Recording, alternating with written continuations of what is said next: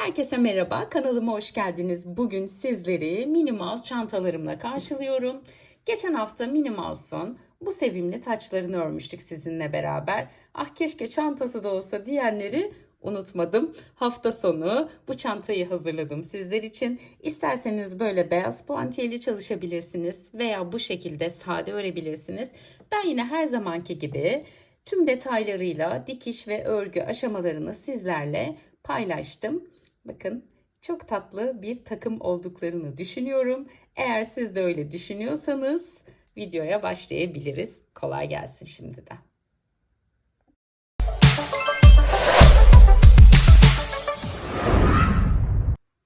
Evet, malzeme bilgilerimizle başlayalım. Siyah ve kırmızı renkte ipliğe ihtiyacım olacak.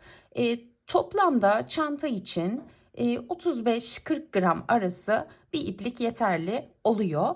Yarı yarıya gibi düşünebilirsiniz. Benim kullandığım yumaklar 100 gramlık yumak. 100 gramı 200 metre uzunluğunda. %60 pamuk, %40 akrilik. Kalınlığı ve içeriği hakkında bilgi verebilir size. İstediğiniz herhangi bir markayı kullanabilirsiniz. Plus olarak geçen bir iplik grubu diyebilirim. Ve ipliğime uyumlu olarak 3 milim tığ kullanıyorum arkadaşlar. Şimdi kırmızı iplikle başlayabiliriz çantamızı örmeye. Önce taban kısmını öreceğiz. Çantanın gövde kısmını. Bunun için 23 zincir çekerek başlıyorum işe. İpliğimi sıkılaştırdım ve 23 zincir çekiyorum.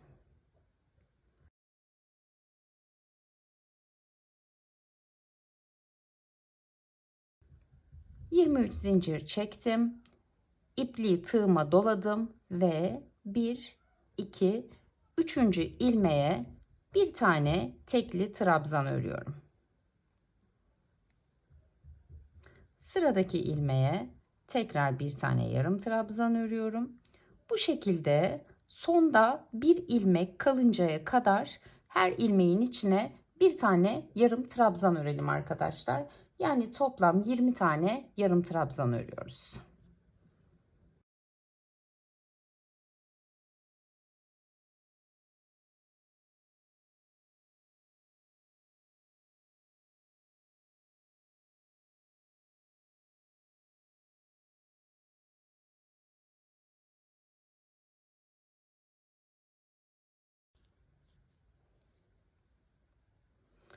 Yirminci yarım trabzanı ördüm ve sonda bir tane boş ilmeğim kaldı.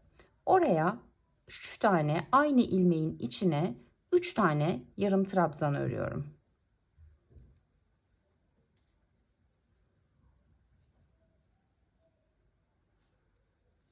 Aynı zamanda da örerken parçayı elimde döndürdüm.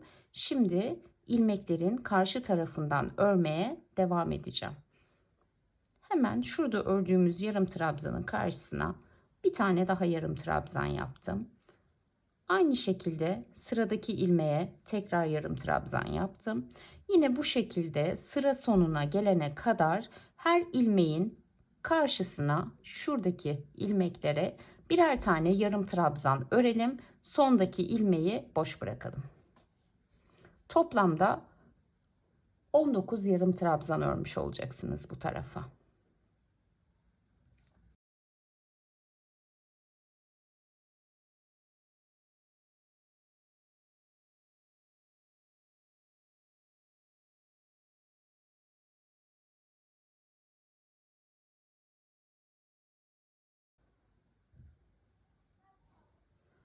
19. yarım trabzanı da ördüm ve bakın şurada sonda bir tane ilmeğim kaldı. Oraya 2 tane yarım trabzan örüyorum.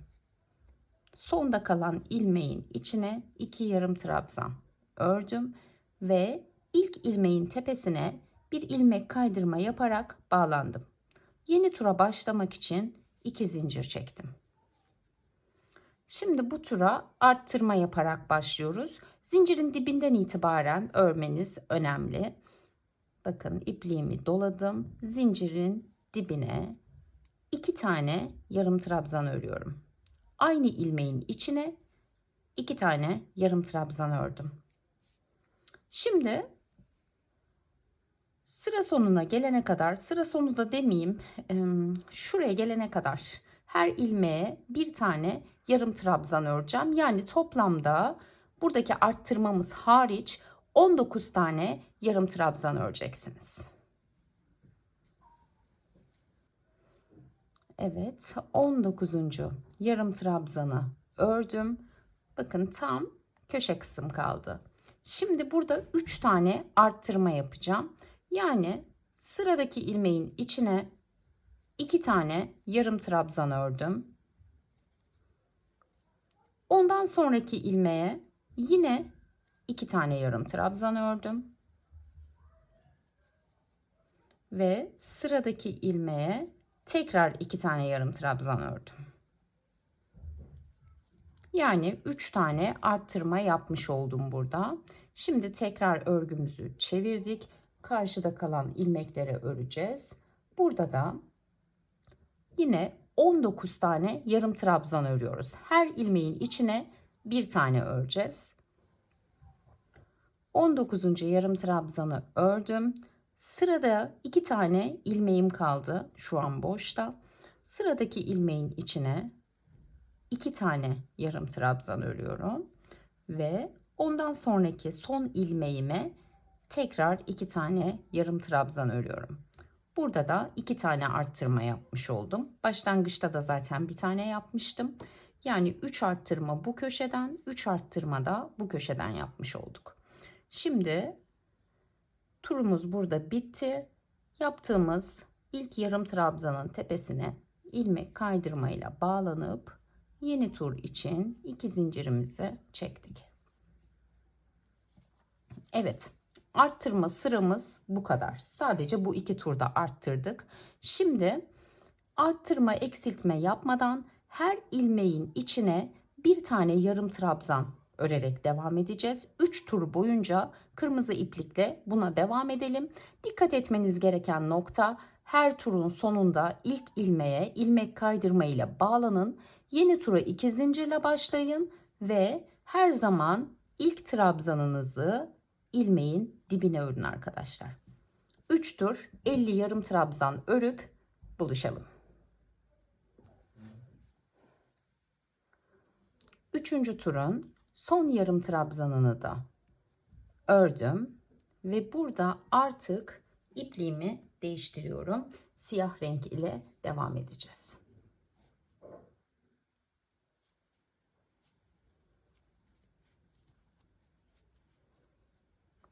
Yine 2 zincir çektim. Bu defa siyahla ördüğümüz ilk sırayı bu şekilde öreceğiz arkadaşlar. Tepelerine değil, şu şekilde. Tığımı ilk yarım trabzanın altından yatay şekilde geçirdim. İpliğimi çektim ve bir yarım trabzan ördüm. Sıradakine geldim. Yine aynı şekilde bu sefer de yandaki yarım trabzan yine yatay şekilde geçirdim ve çıkardım.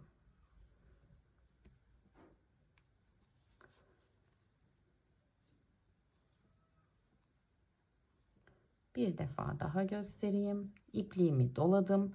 Tepesine batmıyorum. Tığımı trabzanın altından geçiriyorum ve ipliğimi alıp hepsini yine tek seferde çıkarıyorum. Sadece ilk turda yapacağız bunu. Çünkü şu görüntü daha güzel duracak. O yüzden sıra sonuna kadar bu şekilde devam edelim. Burada tekrar ilmek kaydırmayla bağlanıp bekleyin beni.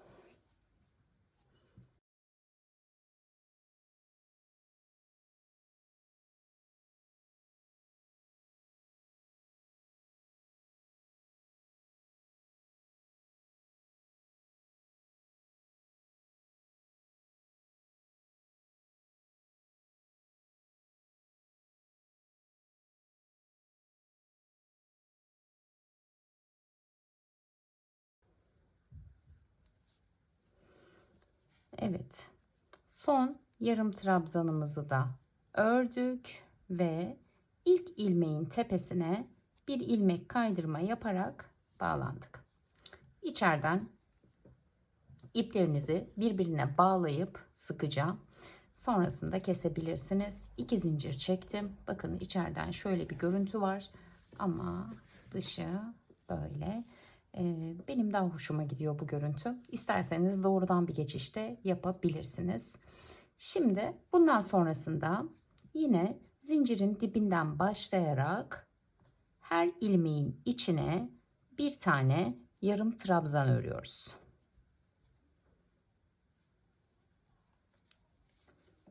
Bu şekilde toplamda 6 sıra 50 yarım trabzan öreceksiniz. Burayı saymayın. Bunun dışında 6 tane daha 50 yarım trabzan örüyoruz.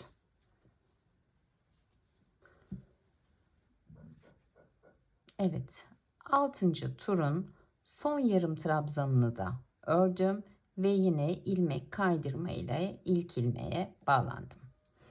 Bakın 2, 4, 6, 7 toplamda 7 sıra siyah örgümüz olmuş oldu.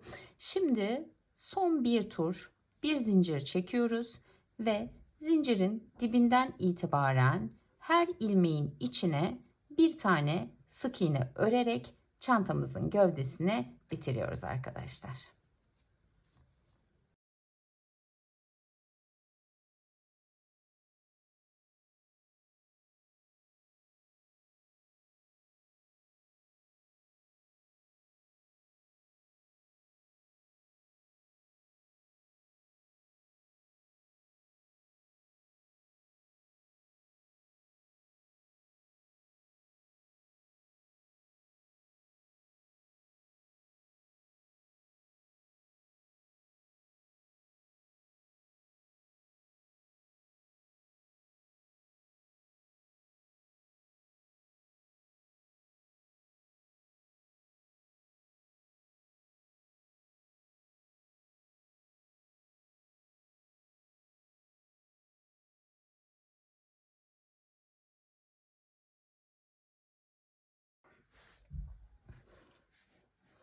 Evet, çantamızın gövdesi hazır. Şimdi öncelikle askıyı örüp dikelim. Çünkü askıyı diktikten sonra kulakları örüp yerlerine dikmemiz çok daha pratik olacak arkadaşlar. O yüzden askıyı ben şöyle önden hazırladım. Siyah renk kullandım. Kırmızıyla da yapabilirseniz isterseniz. Bunun yapılışını şu an paylaşmayacağım. Çünkü bununla ilgili detaylı bir videom var zaten. Açıklama kısmına linkini bırakıyorum. Artı videonun sonuna da yine hızlıca ulaşabilmeniz için bir link ekleyeceğim. Siz sonradan örüp dikmek isterseniz de bakın şu iki kenarı boş bırakın. Kulakların yerini ona göre ayarlayın diyebilirim. İpliğimi geçirdim. Şu ikinci üstten ikinci sıranın bitiminden hemen şöyle çıkardım. Şöyle elinizde düzeltmeyi unutmayın dikerken. Kordonun dönmeden gelmesi daha güzel duruyor. O yüzden burayı diktikten sonra karşıyı dikerken elinizle şu şekilde düzelte düzelte götürmenizi tavsiye ediyorum. Şimdi şurayı sağlamlaştıralım. Sonra diğer tarafa geçelim.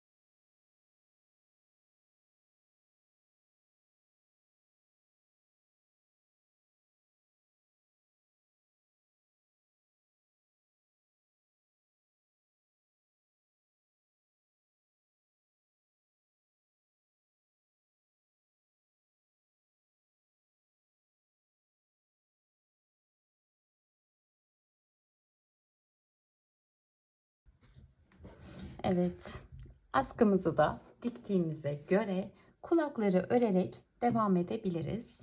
Kulaklar için siyah ipliğimizi alıyoruz ve sihirli halka içine 10 yarım trabzan örerek başlıyoruz. Halkamı yaptım. 2 zincir çektim ve örmeye başladım. 10 tane yarım trabzan.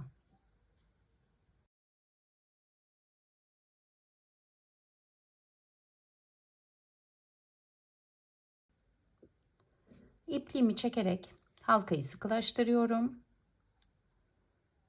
ve ilk ilmeğe ilmek kaydırma yapıyorum. 2 zincir çektim. Şimdi bu turda yine zincirin dibinden itibaren örmeye başlıyorum her zamanki gibi. Bu turda her ilmeğin içine 2 tane yarım trabzan yapacağız. Şu başlangıç ipliğimizi de biraz yürüttükten sonra kesebiliriz. Çünkü arkada temiz bir görüntü olması gerekiyor.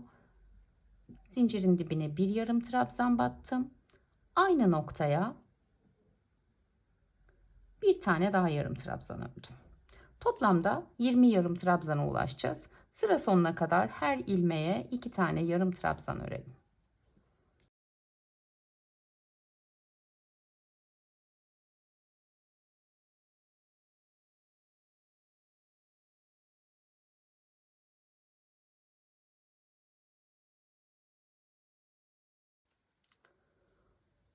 Son arttırmamı da yaptıktan sonra tekrar ilk ilmeğe bir ilmek kaydırma yaparak bağlandım ve yeni tur için 2 zincir çektim.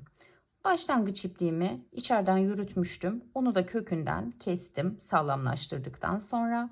Arkanın da çünkü temiz görünmesini istiyorum.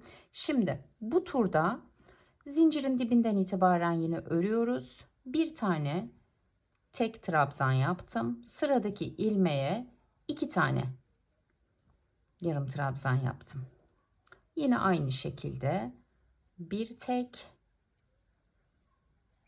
bir çift yarım trabzan. Şimdi bunu 7 defa daha yapıyoruz arkadaşlar. 2 tanesini yaptım. 5 defa daha yapacağız.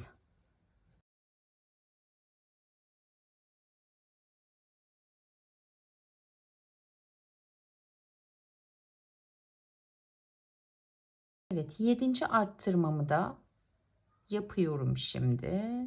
Bir tane tek ördüm. Sıradaki ilmeğe çift yarım trabzan ördüm. Bakın şurada bekliyorum.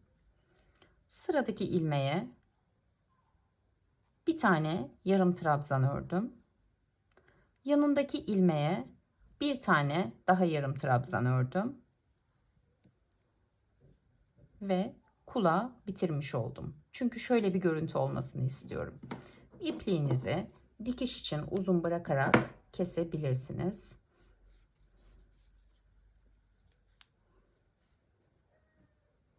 Şöyle bir kulağımız oldu.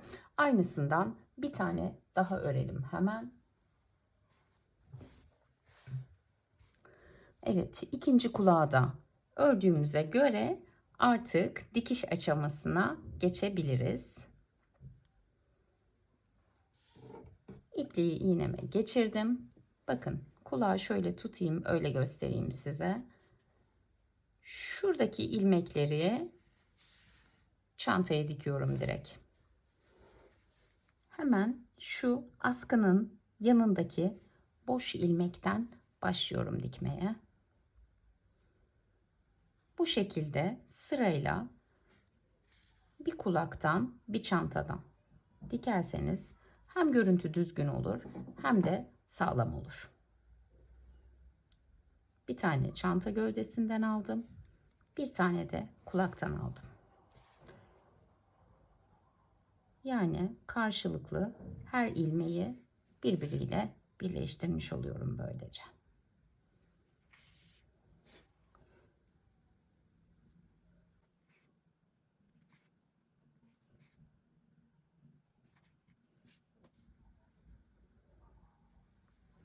Şimdi buradan arka tarafa geçirdim iğnemi.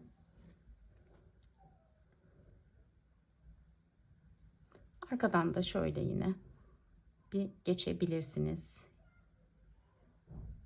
Daha sağlam olması için.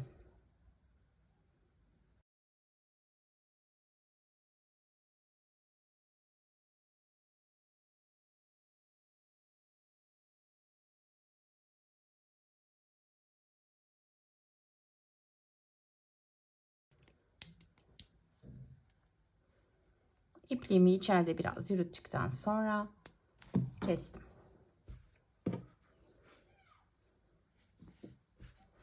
Evet, ilk kulağı diktik. Şimdi diğer kulağı da dikelim. Sonra da tokamızı örelim. Bu kulağı da şuradan itibaren dikmeye başlıyoruz. Çantanın dibindeki son ilmeğe kadar.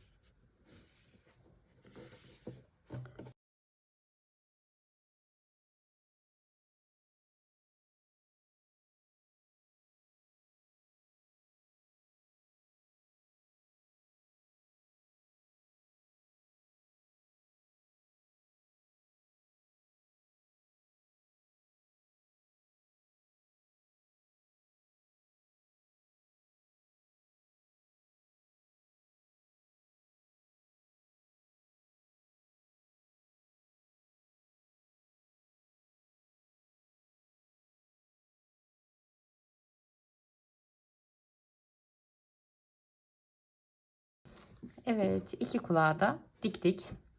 İsterseniz şuraya çantanızın ağzını kapatmak için minik bir parça da örebilirsiniz. Hatta onu da göstereyim. Örelim beraber. Bu yoktu aklımda.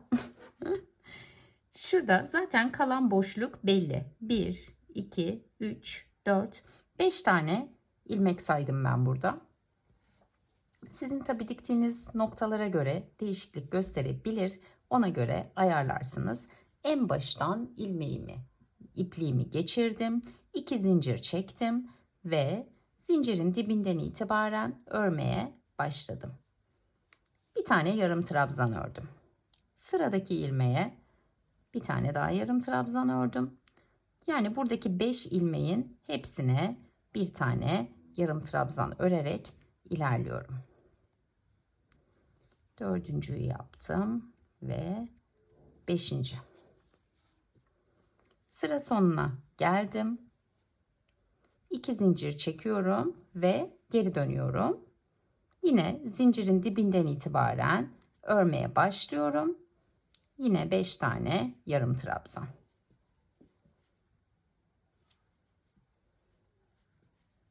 4 ve 5. Aynı şekilde 2 zincir çekiyorum, geri dönüyorum ve yine 5 yarım trabzan. Bu şekilde 4 sıra örelim. 2 taneyi ördük zaten. 2 tur daha örüyoruz.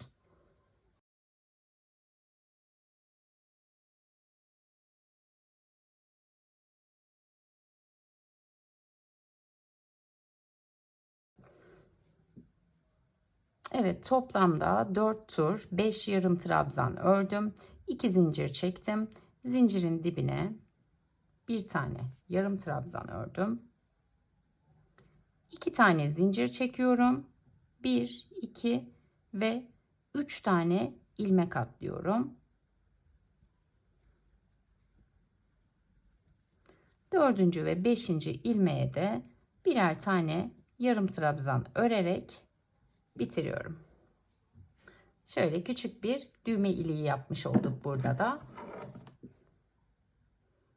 Bu ipliği kısa da kesebilirsiniz. Çok önemli değil. Şuradan şöyle yürüterek tamamen kesebiliriz.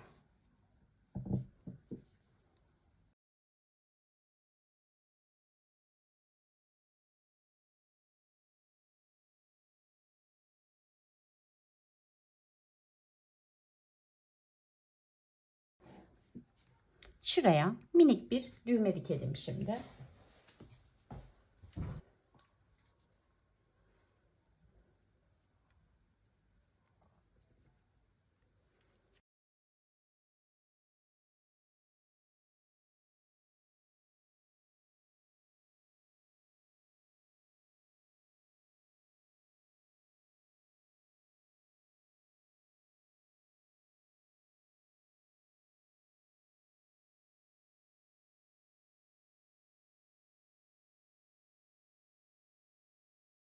Evet, evde şöyle minik bir Donald Duck düğmem varmış. Ben direkt onu diktim ve çok hoşuma gitti. Şöyle kapatalım ağzını ve çevirelim çantamızı. Şimdi şuradaki tokamızı öreceğiz arkadaşlar. Bunun için kırmızı iplik ve yine 3 milim tığ kullanıyoruz. Şöyle ipliğimi sıkıştırdım ve 8 tane zincir çekiyorum.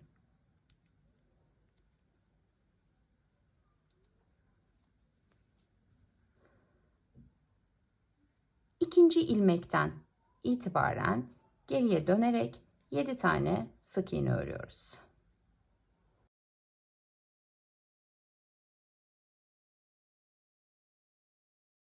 Sıra sonuna geldiğimde bir tane zincir çektim.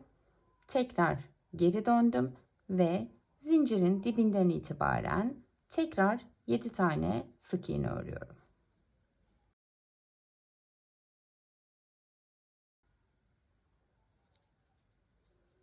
Bu şekilde her turun sonunda bir zincir çekerek geri döneceğiz ve örmeye devam edeceğiz. Toplamda 16 sıra 7 tane sık iğne örelim ve sonra şekil vermek için tekrar buluşalım. Evet, 16 tur 7 sık iğne ördüm. İpliğimi kısa kestim. Çünkü bu iplik lazım olmayacak bize. Bitiş ipliği. Arka kısımdan yürüterek sağlamlaştırıp kesebilirsiniz.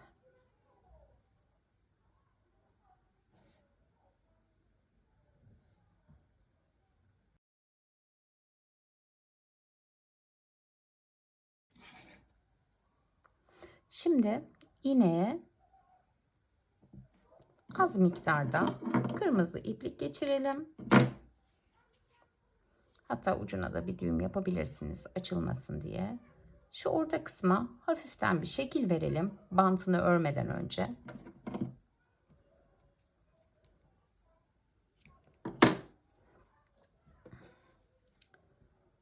Şimdi tam ortasından denk gelecek şekilde ayarlayın. Şöyle yaparsak güzel olacak gibi duruyor.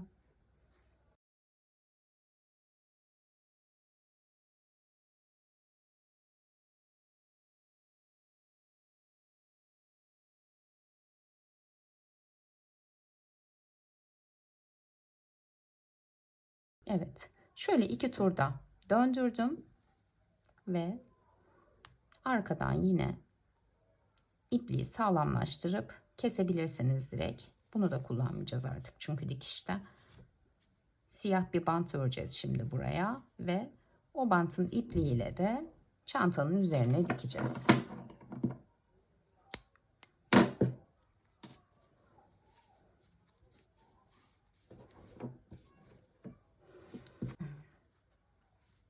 Evet. Bant için siyah iplikle 3 zincir çekerek başlayabilirsiniz. 3 zincir çektim. Geri döndüm. İkinciden itibaren 2 tane sık iğne ördüm.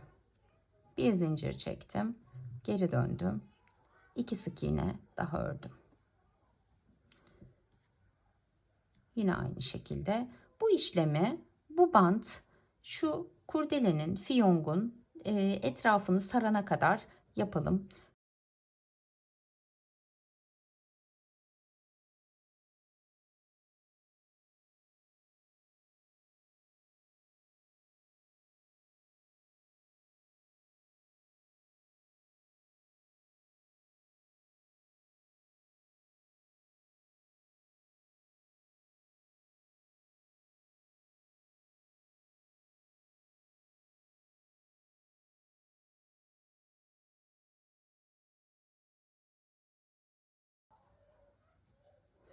Evet 10 tur ördüm ben. Benim ilmeklerimle öyle denk geldi diyeyim. Burada biraz uzun bırakıyorum ipliğimi keserken. Çünkü hem bunu fiyongun üzerine dikeceğiz hem de aynı iplikle çantayı dikeceğiz. O yüzden direkt iğneye geçirelim ve dikmeye başlayalım.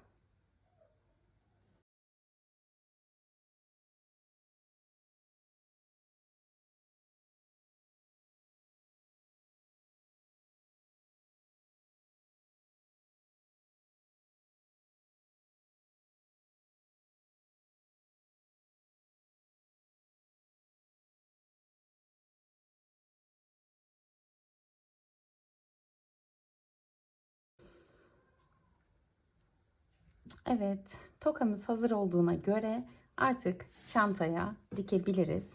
Çantayı bu şekilde tutalım ve tam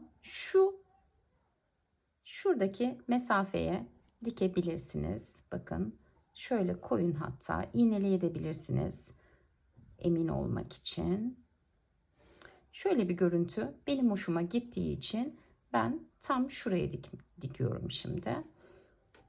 Sadece şu siyah bant üzerinden yine çantaya dikeceğim.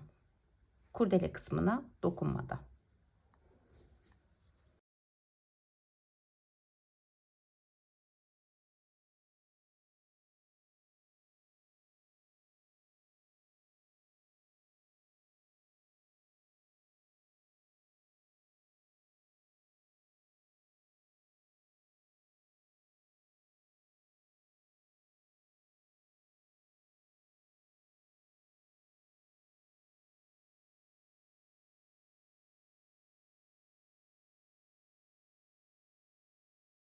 Evet, fiyongu da diktim. İsterseniz buralardan da tutturabilirsiniz. Ben bu şekilde bırakıyorum. Sadece şu bant kısmından diktim. Eğer çantam biraz daha süslü olsun derseniz daha ince bir beyaz iplik ve yine daha ince bir tığ kullanarak sihirli halka içine 5 tane sık iğne örelim.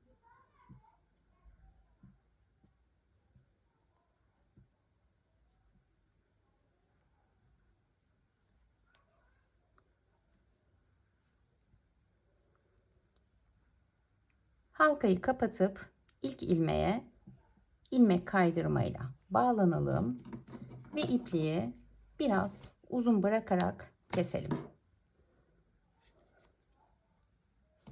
Aynısından istediğiniz sayıda örebilirsiniz. Ördükten sonra da şu kısımlara dikeceğiz.